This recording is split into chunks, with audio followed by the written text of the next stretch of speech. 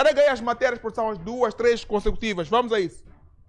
Irão nos solicitar para vir fiscalizar. Acontecendo essa solicitação, virão fiscalizar, irão acreditar no que irão constatar se vierem? Não, porque o que nós queríamos constatar tinha que ser de surpresa. Queríamos desmantelar um esquema de desvio de medicamentos deste armazém que nos foi a nós denunciado. Nós queríamos encontrar o armazém de surpresa para ver as condições de armazenamento, condições de conservação destes medicamentos. Queríamos ver quais são os critérios usados por este armazém para validar prazo expirado dos diversos lotes de medicamentos que foram aqui reservados para a sua remoção e destruição. Queríamos confirmar se verdadeiramente são medicamentos fora do prazo. Acreditamos nós que no momento, no dia, na data, na hora que a direção do hospital decidir nos comunicar e aceitar a nossa fiscalização, terá organizado e tudo que nós viermos aqui constatar não será a veracidade. A maioria do medicamento enviado às unidades sanitárias, a maioria do medicamento enviado para as províncias estão comprados para prazo vencido e alguns perto de vencer o prazo de validade. Vínhamos ver isso aqui no terreno para confirmar e simplesmente a direção do armazém não aceita que nós entremos como deputados para fiscalizar, alegadamente, porque todos os funcionários capazes e responsáveis do armazém estão de férias. O Estado tem que parar, o país tem que parar, o governo não funciona, as instituições não funcionam porque todos os diretores estão de férias. Alega que só irá permitir a nossa fiscalização quando os funcionários voltarem de férias, quando bem entenderem, e nós explicamos claramente que como deputados temos o direito, o poder, o dever de fiscalizar esta instituição, esta unidade, no momento em que nós pretendermos, mas a direção quer que simplesmente nós fiquemos reféns da boa vontade quando a direção decidir. Então, é isto.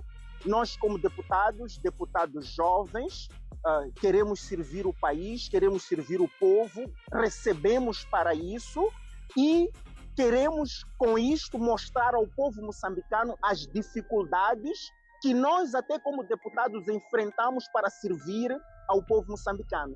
Somos barados, somos impedidos. E se deputados de uma bancada são travados por ordens superiores, imagina o povo que é maltratado nos hospitais. Vamos a Daniel fazer o chapo, falando sobre fármacos, carrega aí de uma forma rápida. Eu para dizer, colocava de uma forma consecutiva a produção, não preciso voltar. Vamos a isso, carrega aí. Como moçambicanos, temos uma central de medicamentos na cidade de Maputo, a nossa capital, que depois também esta central distribuiu os medicamentos para as regiões e, consequentemente, para as províncias e para o país. Não é segredo para ninguém, todo mundo sabe. Durante o período pós-eleitoral, como eu tenho explicado às populações, que o objetivo era mesmo destruir o país e destruir os bens do povo, queimaram a central de medicamento na cidade de Maputo, que tinha medicamento para 3 anos.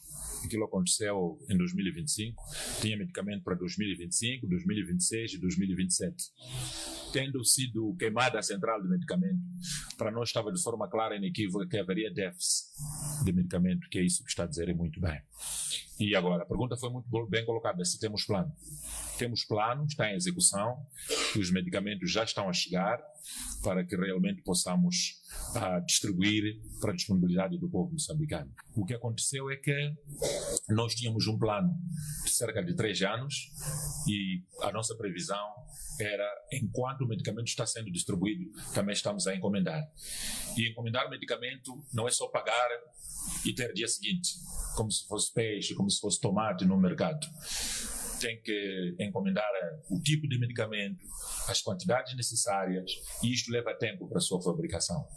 Felizmente, este processo já foi feito, os medicamentos estão a caminho, chegam, a previsão é chegar a julho, este mês que começou hoje, e a partir daí nós vamos conseguir começar a repor e comatar este déficit. Nós, como moçambicanos... Um momento de turbulência ao nível da seção, ao nível da nossa região, mas essa turbulência vai reforçar a nossa convicção de que o único caminho que nós temos é continuarmos como aquela SADC que foi há alguns anos atrás, em que as pessoas todas sabiam que a SADC estava unida, estava organizada e fazia os seus combates e tinha... Ontem houve uma conferência de imprensa que o Presidente da República deu e que falou da necessidade de trabalhar-se para poder vencer esta dificuldade. Portanto, união, turbulência existe, vai existir sempre, mas vai se vencer com a união, com convicção e com a agenda comum. Em Joanesburgo estão a trabalhar na região do Cabo, em Cape Town, estão a trabalhar na região de Mpumalanga, estão a trabalhar também na região de Durban, que são os principais focos das manifestações. E também temos uma equipa na fronteira de Ressano Garcia, que recebe não só moçambicanos, mas também recebe estrangeiros, com destaque principalmente para Malau. Já temos, portanto, machimbombos já pagos, passagens, chegam na fronteira de Ressano Garcia, logo a primeira recebe assistência alimentar, portanto uma comida quente, e a partir daí faz-se a triagem para a identificação das pessoas, temos que saber quem são, quais são as famílias, para onde é que vão, e o outro aspecto importante que estamos a fazer é o levantamento das profissões, e pelo menos 194 cidadãos moçambicanos foram alvo de manifestantes anti-imigrantes no bairro de Mamelodi, em Pretória, tendo perdido as suas casas que foram incendiadas. Em Clermont, em Pinetown, na província de KwaZulu-Natal, tivemos 38 cidadãos moçambicanos que foram agredidos e obrigados a abandonar as suas casas enquanto estavam a ser agredidos. E estes já não são aqueles que estão lá ilegalmente, são os moçambicanos que estão lá legalmente. Trata-se de 30 homens e 6 mulheres, uma das quais em estado de gravidez, e 2 menores. Malilene, província de Mpumalanga, mais próximo da fronteira com Ressano Garcia, manifestantes incendiaram um número ainda indeterminado de residências pertencentes a cidadãos estrangeiros, aqui não é só moçambicanos, entre os quais moçambicanos. Portanto, o Consulado-Geral em Bombela está a efetuar diligência no sentido de determinar o número e a identidade de moçambicanos que poderá. Senhoras e senhores, foi uma hora a trabalhar convosco. Acompanhe o Serviço Noticioso da Tua TV Minuto 10, onde vão acompanhar